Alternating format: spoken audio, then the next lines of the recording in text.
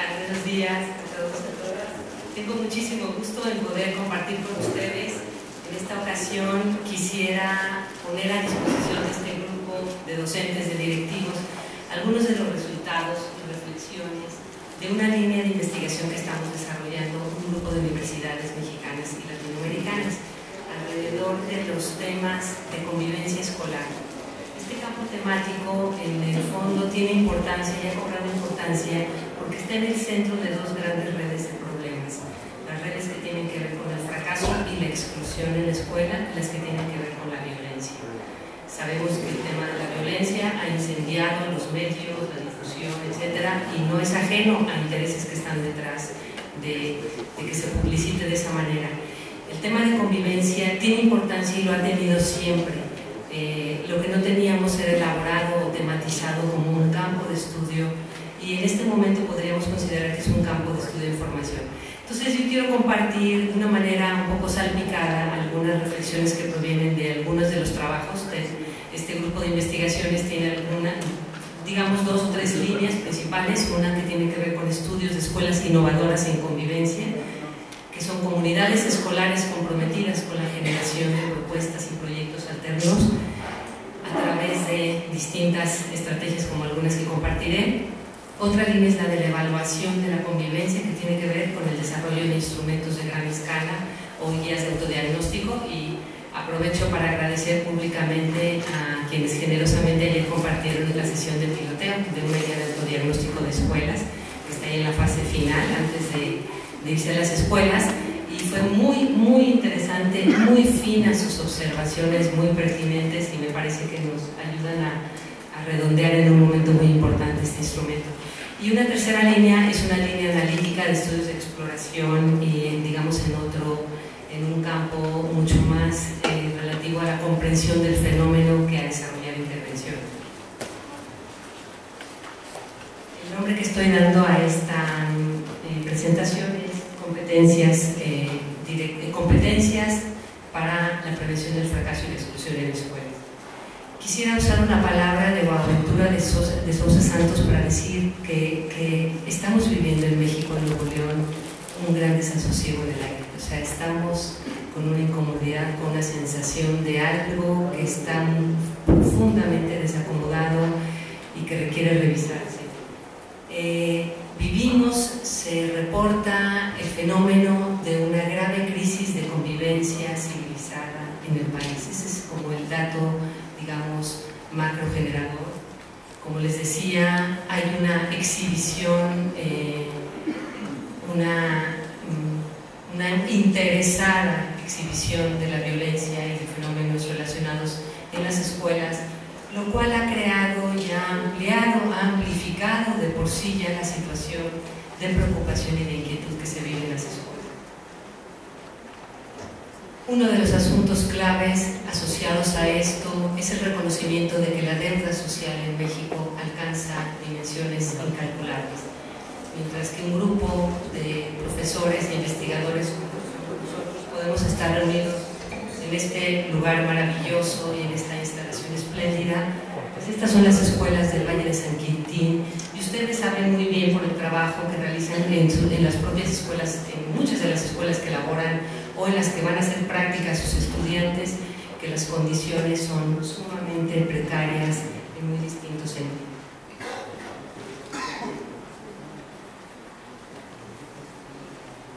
Este desconcierto y preocupación en las escuelas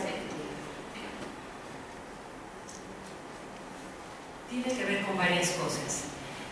La primera cuestión es que no tenemos un corpus de conceptos para nombrar adecuadamente lo que sucede y lo que nos afecta. Y entonces, como lo comenta Azucena Ochoa del Observatorio de Convivencia de la Autónoma de Querétaro, ni todo es bullying, ni todo lo que sucede ni todo lo que significa disrupción de la escuela es violencia. Ni todas las formas de violencia son bullying, ni todo lo que interrumpe el trabajo escolar es violencia. Y en este esfuerzo de nombrar adecuadamente lo que sucede, estamos enfrentados a mucha información contradictoria. Un investigador argentino presentaba, y la gente se reía muchísimo haciendo un seguimiento de prensa en México y de otros países, donde se veía cómo la estadística de niños que habían sufrido bullying se podía mover, según notas de prensa, desde el 3 al 10, al 70, al 80% en un periodo, en el mismo periodo, en las mismas regiones, porque todo dependía de cómo estaban haciendo las mediciones y de cómo estaban elaborando el concepto. Entonces, un primer tema del cual tenemos estricta obligación como educadores es de informarnos y de leer literatura especializada y trascender la información incompleta que recibimos de la prensa para poder hacer distinciones. Un mapa teórico claro nos permite orientar la acción. Y ese mapa teórico tiene como primera obligación definir y clarificar qué entendemos por violencia en las escuelas, qué entendemos por convivencia, qué entendemos por la relación entre ambos fenómenos, y eso nos permite coordinar la acción. Pero no solo tenemos esa inquietud, digamos, teórica, sino que también tenemos cuestionamientos sobre lo que la escuela puede hacer. Ustedes comentaban ayer y se comenta continuamente que la escuela no es una institución que por oficio le corresponde atender la violencia. Esa no es la misión que tiene la escuela. Nosotros tenemos la misión de educar y de formar personas.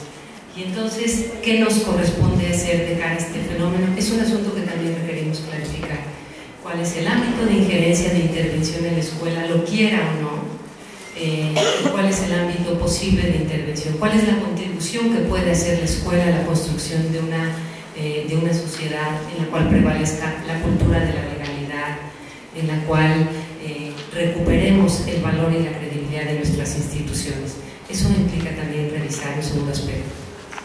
Pero no solo eso, también, y esto lo hemos sentido muy fuertemente al acompañar maestros en escuelas en distintas entidades, reconocemos carecer de herramientas.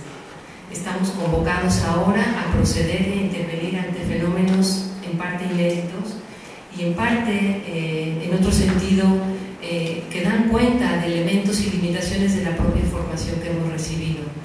De tal forma que la pregunta que hacen directivos y docentes es: ¿cómo voy a intervenir si las herramientas con las que fui educado me llevan a reforzar determinadas prácticas que sé que en este momento son inadecuadas?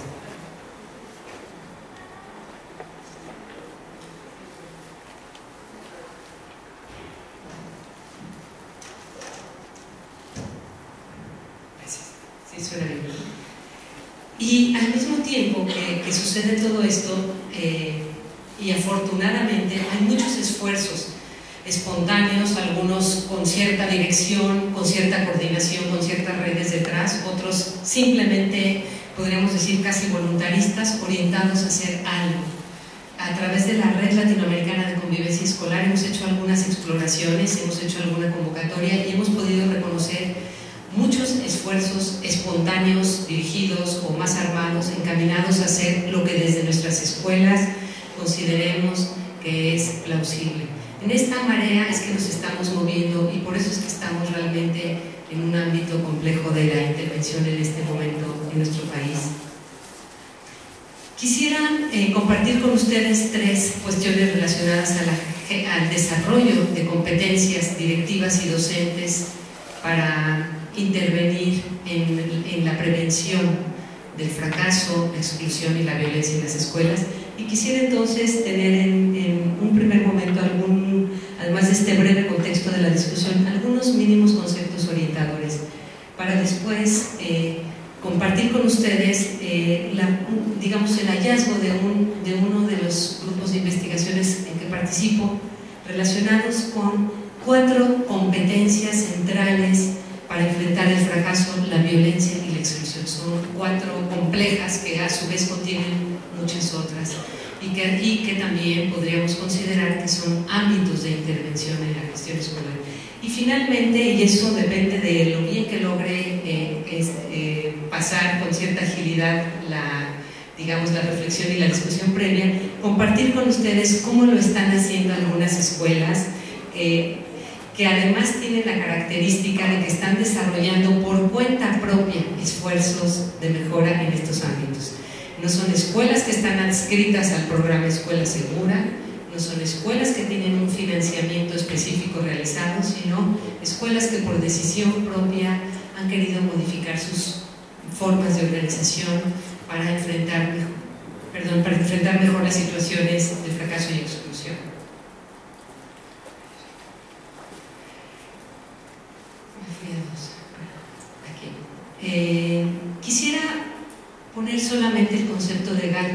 sobre violencia para referir a un asunto muy importante.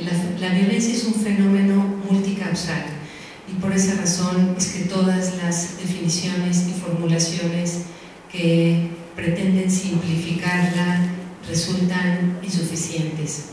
Para Galtung, la violencia es la causa de la diferencia entre lo que una persona podría ser, pero no es debido a la situación que padece.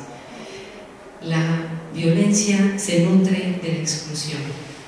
Y en esta definición coinciden muchos autores. El concepto de violencia como un fenómeno multicausal es compartido por la mayor parte de los analistas, y justamente la referencia a la violencia que nutre, que emerge como resultado de la exclusión, es lo que vincula la discusión con la escuela y con el sistema educativo. Justo es este el elemento que nos abre una puerta para ver si desde la escuela estamos haciendo una contribución para atender, para disminuir este fenómeno, o bien la escuela se está convirtiendo en una instancia reproductora y amplificadora de desigualdades. Uno de los elementos desde los cuales se ha abordado en México el reconocimiento de en qué situación estamos, como es el caso de la Encuesta Nacional de Exclusión, Intolerancia y Violencia, nos muestra resultados muy preocupantes en el grupo de edad con el que ustedes trabajan. Y por eso me parece importante que estas cifras las tengamos a la vista y podamos hacer de ellas material de trabajo, de reflexión y de cuestionamiento crítico con nuestros estudiantes. Fíjense, 1 de cada 3 alumnos de bachillerato no le gustaría tener un compañero con un color de piel distinto, de baja condición económica, de otra religión, de ideas políticas distintas, y cerca del 50% de los estudiantes encuestados está en contra de compartir su espacio escolar con indígenas, con personas con discapacidad o con personas homosexuales. Si estamos diciendo que la deuda social en México alcanza dimensiones incalculables, que la violencia se nutre de la exclusión, todas las creencias que justifican y legitiman toda forma de discriminación son tema en el cual la educación, los procesos educativos tienen una labor sine qua non que realizar. ¿Qué papel juega la escuela ante los fenómenos de exclusión, fracaso y violencia? No voy a contar acá un cuento largo, simplemente decirles que este ha sido tema constante de conferencias internacionales como las que están mencionadas aquí, Chomtien, la Declaración de Salamanca, el informe de Delos, etc. Y en todas ellas se pregunta y se reafirma la constatación de que los sistemas educativos han reforzado y han ahondado las situaciones de desigualdad y han sido reproductores de la inequidad, a la vez que se generan estudios y comparativos internacionales como el coordinado por Govinda hace un par de años, en los cuales se comparan 15 países qué proyectos, qué iniciativas, qué propuestas de política están permitiendo a los sistemas educativos remontar este papel de reproductores de la exclusión. ¿Qué dice la investigación realizada en otros países? Y aquí vamos a llegar a los elementos o a las afirmaciones principales que quisiera compartir con ustedes, resultado tanto del trabajo directo como del trabajo de revisión de lo que hacen en otros lugares. La investigación realizada en otros países dice que aún en entornos sociales de alto nivel de violencia social, la violencia en la escuela tiende a disminuir o aumentar dependiendo de varias cosas, de la manera en que la escuela misma está organizada y del tipo de prácticas que desarrollan cotidianamente. Quiero repetir esto último. La violencia en la escuela tiende a aumentar o a disminuir aún en entornos de violencia, dependiendo de la manera en que está organizada y del tipo de prácticas que desarrolla. Hace exactamente una semana el viernes pasado estaba en una escuela rural en San Luis Potosí, pegada a la ciudad de San Luis, en una escuela de un entorno sumamente vulnerable, Y no se imaginan, esta escuela fue elegida al azar por aceptación de la supervisión, etcétera, para hacer una conversación con su personal.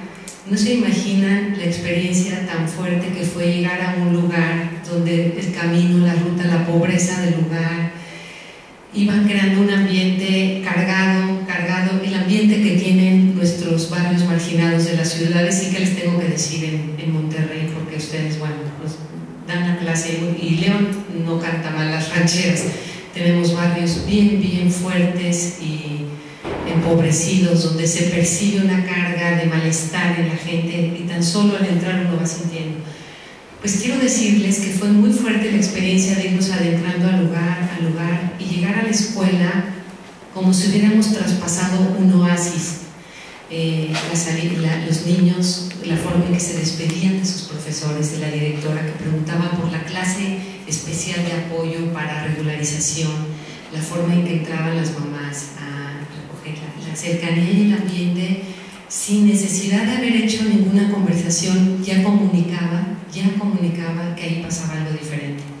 Y bueno, fue después muy hermoso escuchar cómo esa escuela ha decidido hacer una diferencia con los pobladores de la localidad, y han decidido establecer, como les decía, por cuenta propia y sin registro alguno. Esta experiencia no está registrada por ninguna investigación que yo sepa.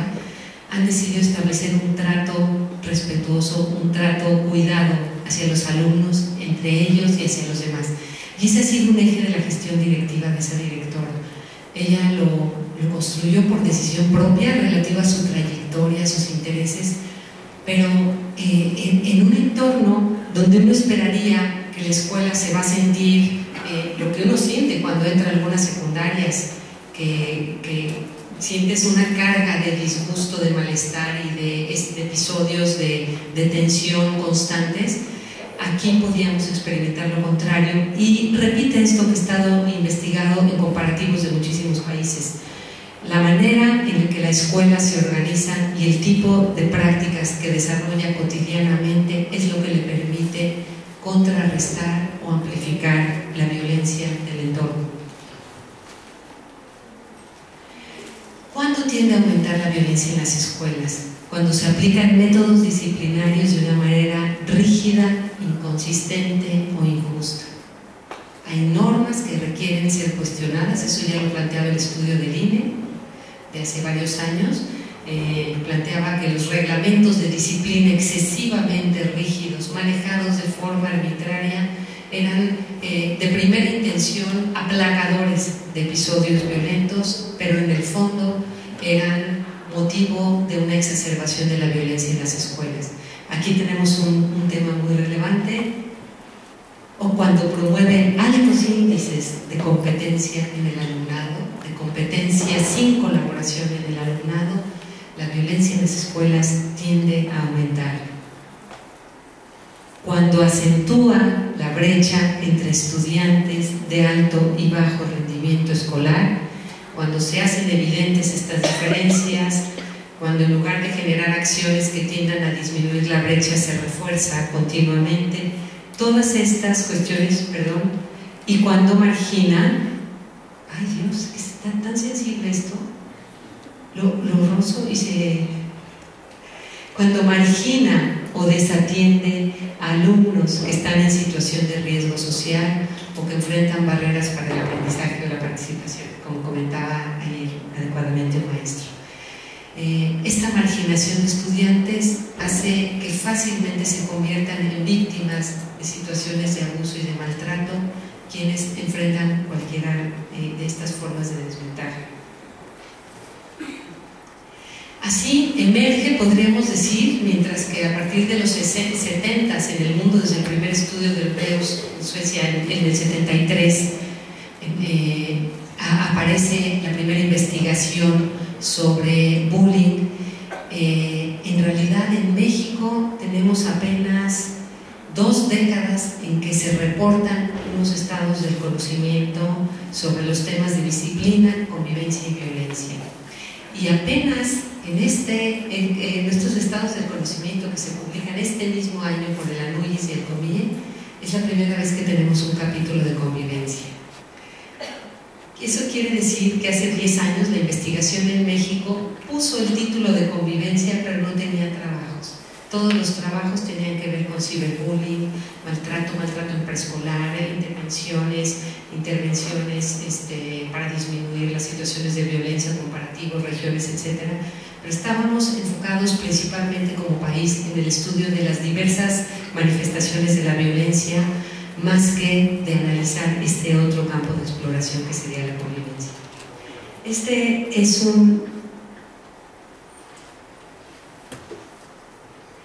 un mapita, el capítulo de convivencia que hemos tenido a cargo este equipo de investigación para el CONVIE. Este mapa quiero solamente mostrarlos para decirles que la mayor parte de los trabajos que tenemos en el estudio de la convivencia están en un enfoque normativo y prescriptivo, con dos características. Y esto, cuando digo estos trabajos, son tesis de alumnos de licenciatura, de maestría, de doctorado en educación, de UPN, de distintas universidades del país.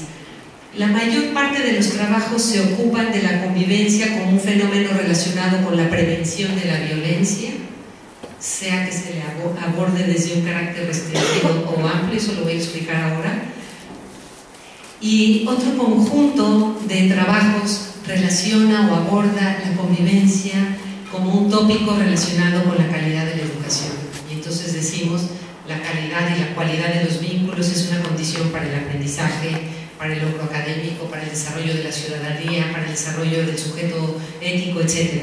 Y entonces ahí aparece convivencia como un elemento de calidad de la educación.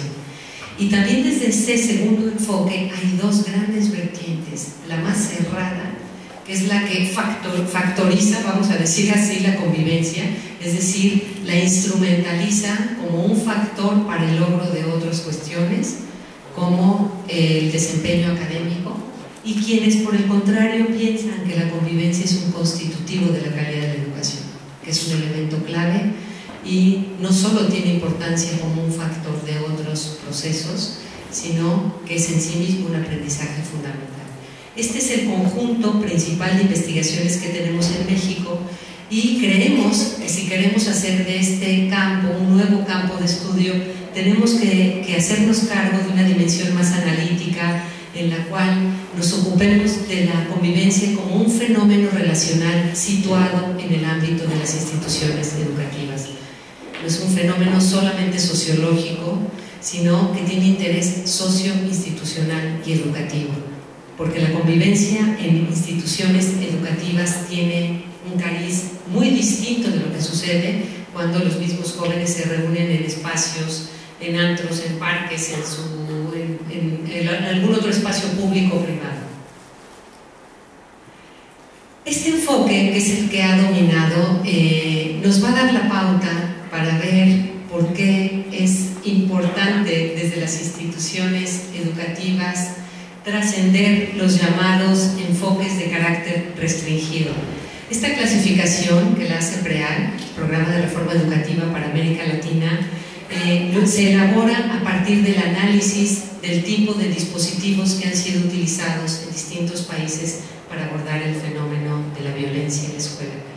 Y entonces voy a mostrar con un gráfico qué podríamos entender por estrategias de carácter restringido, que tienen un enfoque reactivo, punitivo, remedial, focalizado en sujetos, en los sujetos violentos, en una intervención, y tienen básicamente su campo de acción a partir de la llamada violencia directa, es decir, de contener o intervenir ante las situaciones que se presentan.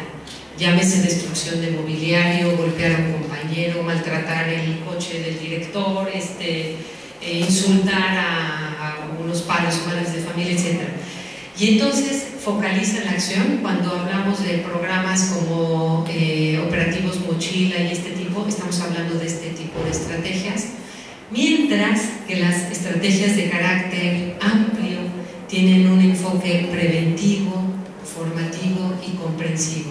Se dirigen a la población educativa en general, tienen propósitos de desarrollar habilidades de autorregulación, habilidades de comunicación, habilidades de trabajar con otros, habilidades de reflexionar críticamente, de tomar decisiones, de intervenir en situaciones, Y todo ello hace que su enfoque sea mucho más comprensivo, formativo. Y por esa razón, creemos que las estrategias de carácter amplio abren una línea muy fuerte y trascienden la discusión de prevención de violencia para llevarnos a la discusión sobre convivencia y calidad de la educación. Y a su vez, el enfoque de convivencia como constitutivo de la calidad de la educación nos lleva a abrir la mirada al reconocimiento y la importancia de la convivencia como un campo de conocimiento desde un enfoque analítico y no solamente subordinado a propósitos específicos.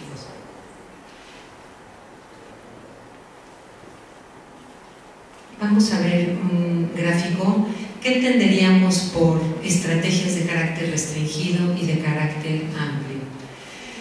Las estrategias de carácter restringido son las que están actuando solamente en lo que sería la punta, o sea, el ámbito más visible de los fenómenos, mientras que las estrategias de carácter amplio, que es lo que tendríamos que estar desarrollando en las escuelas y lo que podría ser objeto de investigaciones de muchos estudiantes, algunos aquí presentes y otros que están en otras actividades, pero que son tutoreados por algunos de los presentes. Las estrategias de carácter amplio se interrogan por cuestiones mucho más profundas. ¿Cómo podemos intervenir, ayudar a la revisión crítica y a la modificación de prejuicios de estudiantes, prejuicios de profesores? ¿Cómo podemos revisar ciertas prácticas escolares de competencia, de descalificación? De manera que, si bien reconocemos que la violencia cultural y estructural no se genera en la escuela, es un ámbito de amplificación o un ámbito de contención. Esta sería la imagen gráfica que argumenta lo que al inicio comentaba sobre la posible intervención de la escuela.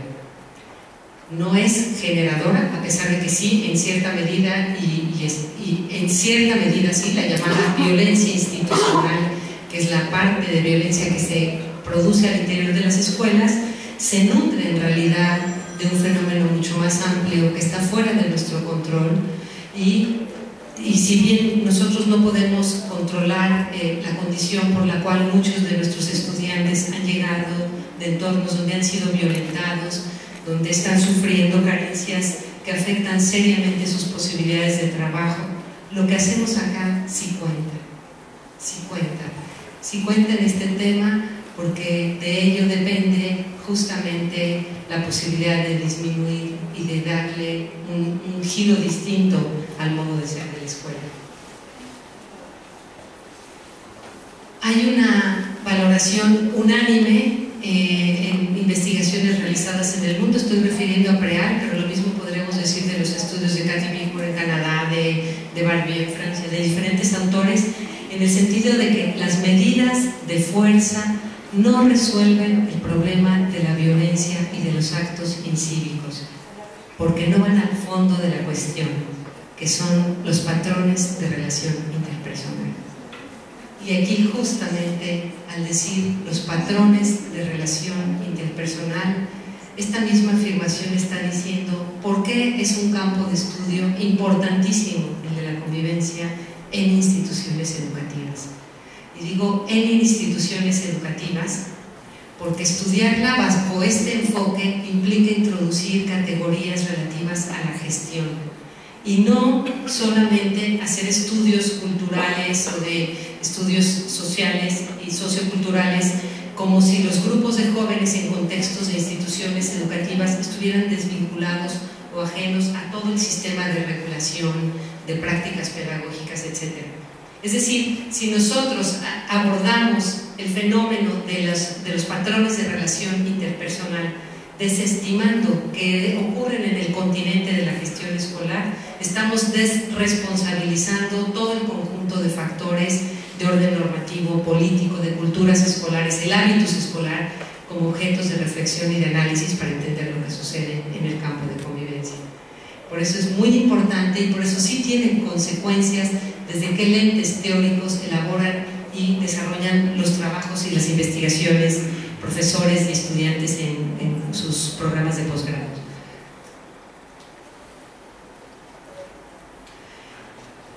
En resumen, la convivencia es en sí un aprendizaje duradero, porque la noción de aprendizajes requiere incluir la calidad de la vida en común, de vivir juntos en respeto, en colaboración, en buen manejo para resolver conflictos, en habilidades de autocontrol, de desarrollo de la empatía, etc.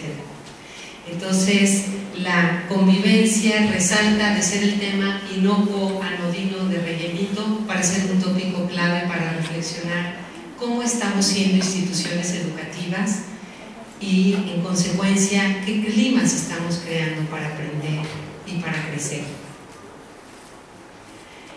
Voy a compartir ahora algo que para quienes estuvieron ayer ya será conocido, pero no para las demás personas, que tiene que ver con 4, ¿qué dice?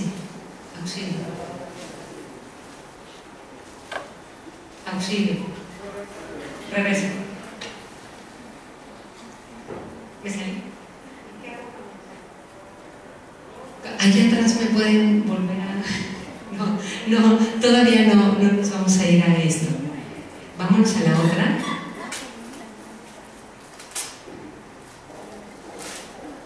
Vamos a la otra y nos regresamos a esta. Y a ver, pongan adelante para que nos vayamos a la lámina. ¿Cómo estoy de tiempo? Tengo 10 minutos.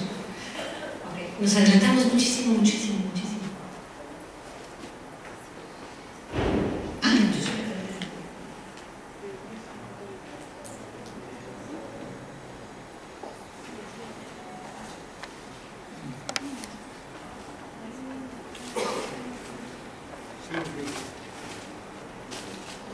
Primer conjunto de competencias. Competencias relacionadas con el reconocimiento, la valoración y la atención a la diferencia en la escuela. Este conjunto de competencias, que son las relativas a generar comunidades inclusivas, tienen en sí mismo contenido un factor de protección importantísimo en términos de prevención de violencia. Y esto se operacionaliza con cuestiones concretas como reconocer y valorar la diferencia, tener acciones pedagógicas diferenciadas, tomar en cuenta las necesidades, intereses, talentos de los alumnos al momento de planear y evaluar, tener una evaluación diferenciada, involucrarnos en la atención de necesidades o situaciones de los estudiantes, etc. Este primer conjunto de competencias directivas y docentes no es muy complejo de desarrollar, muchos realizan acciones, pero les podemos dar fuerza, cohesión, acuerparlas con un conjunto de prácticas más organizadas y coordinadas. Segundo conjunto de competencias. Competencias relacionadas con el diálogo reflexivo para cultivar la confianza y el buen trato en la escuela. Este segundo conjunto de competencias es igualmente importante y tiene que ver con la manera en que tratamos a los alumnos, si hay un trato respetuoso y considerado en espacios pedagógicos ante las faltas que cometen, si hay momentos para que los alumnos reflexionen sobre las consecuencias de sus acciones y no solo se aplican sanciones o expulsiones, si hay un espacio de diálogo docente sobre necesidades que enfrentan como educadores, problemas, cuestiones que requieran fortalecerse con nosotros, si hay debates, diálogos, discusiones, si pedagógicamente fortalecemos el debate, la discusión entre estudiantes. El tercer conjunto de competencias le vamos a llamar competencias para la generación de encuadres normativos basados en la corresponsabilidad y que representen vivencias de legalidad. Y me refiero a cuestiones como si los alumnos forman parte, son involucrados en la formulación y seguimiento de normas, si hay un respeto a los acuerdos que hacemos como docentes en la escuela, si hay un manejo consistente, no arbitrario, no intransigente de las normas y reglamentos escolares, si hay recursos de mediación o instancias de mediación en sus escuelas, si les ayudamos a considerar acciones de reparación del daño a nuestros estudiantes, estamos generando escuelas que protegen el buen trato. Este factor, buen trato entre docentes y directivos y alumnos, es uno de los 4 factores que la mayor parte de los estados del arte internacional reportan como un elemento clave en términos de protección. El cuarto conjunto de competencias son las competencias relacionadas con la participación y responsividad, con el hacernos solidarios y comprometidos con necesidades de alumnos y las familias. Y estas tienen que ver con si promovemos y alentamos la organización, el trabajo de los alumnos a partir de necesidades, si informamos a los padres de familia, si los convocamos para desarrollar acciones conjuntas, si hay una vida social, deportiva, cultural en la escuela, si tomamos decisiones en función de necesidades y problemas, etc. Y entonces, ¿por qué razón estas acciones son factores de protección? Porque estamos trabajando, fíjense, comparando con el mapa anterior, porque estamos rebasando la mera contención para desarrollar estrategias de formación a través del desarrollo de habilidades y competencias en los agentes y de transformación. Y es por esto que en la medida en que desarrollamos prácticas de convivencia democrática, inclusiva, vamos teniendo una convivencia pacífica en las escuelas. Aquí está la explicación. Estamos formando y transformando a los miembros de la comunidad escolar. Quiero dedicar, si me permiten, unos minutos, aunque sea solo para iniciar, mostrarles ejemplos de algunas comunidades educativas en América Latina que están realizando esfuerzos y que han podido elaborar como estudios de caso las experiencias que desarrollan.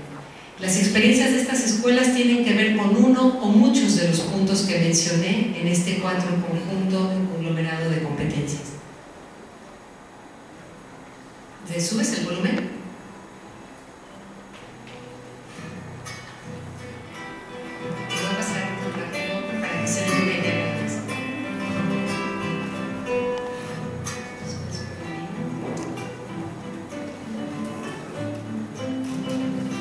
De San Luis Potosí, una zona súper violenta en la Huasteca.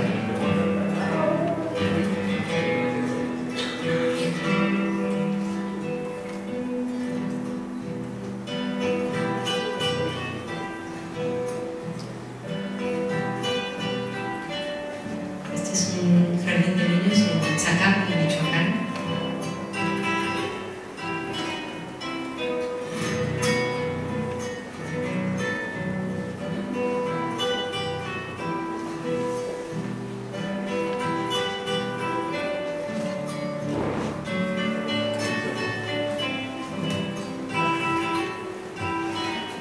No sé cómo se hizo para atrás, como para no abrir la toma.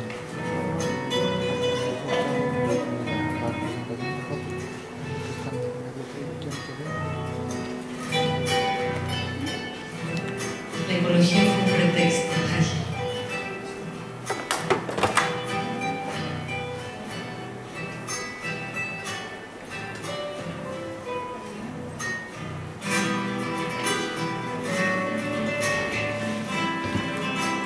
Es una zona indígena de México, San Andrés Solano, en Oaxaca.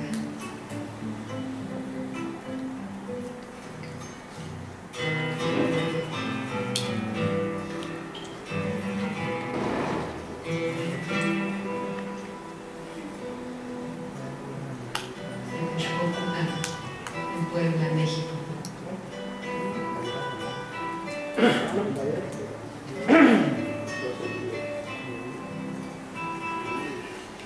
Todos tienen participación en acciones. Colegio Sarmiento de Argentina, esta es una experiencia muy documentada.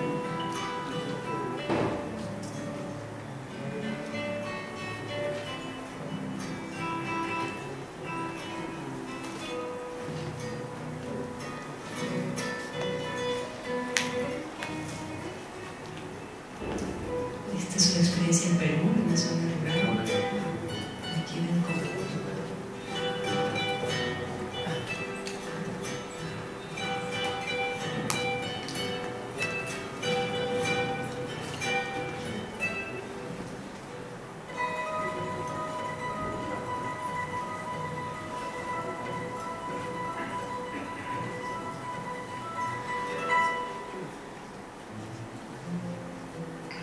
Este maestro hizo de la atención a un alumno la creación de toda una comunidad bilingüe a través de la atención a niños sordos que fueron llegando de todas las demás comunidades, y esta se convirtió en una escuela bilingüe, bicultural, gracias a la iniciativa del maestro. Esto es Perú.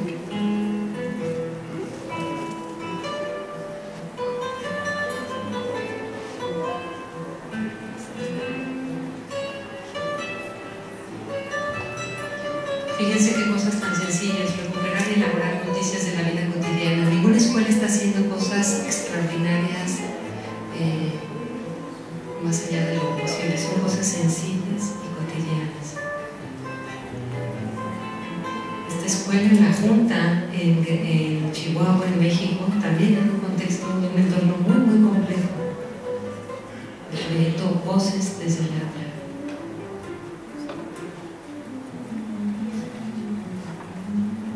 De niños de León.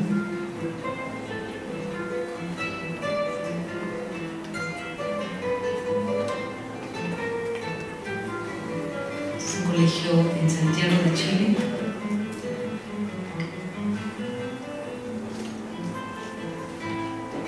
Que integra niños, también niños migrantes.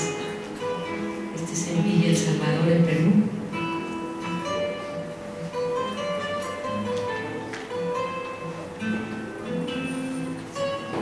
Este está centrado en la participación estudiantil, y este proyecto generó la decisión o la intención de asociar otros casos que se fueron añadiendo ya sin el financiamiento, como la escuela Pedro Poveda en zona marginal, esta escuela en Baja California también sobre gestión directiva. Estos los financió el INIDE de la Ciudad de México. Un caso de una escuela democrática en Pátzcuaro. Un caso de una escuela vespertina en una zona muy marginada que a partir de comedores escolares transformaron totalmente la vida institucional y las prácticas pedagógicas.